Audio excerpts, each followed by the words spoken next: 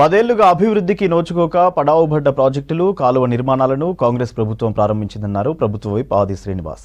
తక్కువ ఖర్చుతో ఎక్కువ ఆయకట్టుకు నీరందించేలా శ్రీపాద ఎల్లంపల్లి ప్రాజెక్టుకు మొదటి ప్రాధాన్యతగా పెట్టినట్లు తెలిపారు.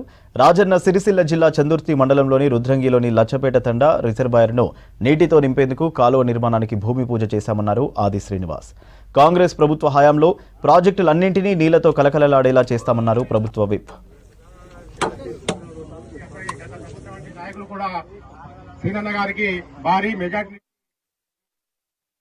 ప్రధానంగా మన ప్రాంతానికి శ్రీపాద ఎల్లంపల్లి ప్రాజెక్టు నుండి కుడి ఎడమ కాలువల ద్వారా ఫాజుల్ నగర్ ప్రాజెక్టు నుండి చందుర్తి వరకు జోగాపూర్, అదేవిధంగా రుద్రంగి నాగారం చెరువు, కలిగొడ సూరం ప్రాజెక్టు ద్వారా ఇటువైపు లచ్చపేట రిజర్వాయర్ కూడా మనం అటు కొల్లూరు ఇవన్నీ కూడా చేసుకొని ఈ నియోజకవర్గంలో 1,00,000 ఎకరాలు సాగు ఇవ్వాలని చెప్పని లక్ష్యంతో ఆనాడు దివంగత మహానేత రాజశేఖర్ గారు 1737 కోట్ల నిధులు మంజూరు చేసిన రోజు ఫాజుల్నగర్ పూర్తి చేసుకున్నాం, చందుర్తి పూర్తి చేసుకున్నాం, రుద్రంగి నాగారం చెరువు ప్రాజెక్టు పూర్తి చేసుకున్నాం, జోగాపూర్ దగ్గర కూడా మనం పూర్తి చేసుకోగలిగినాం.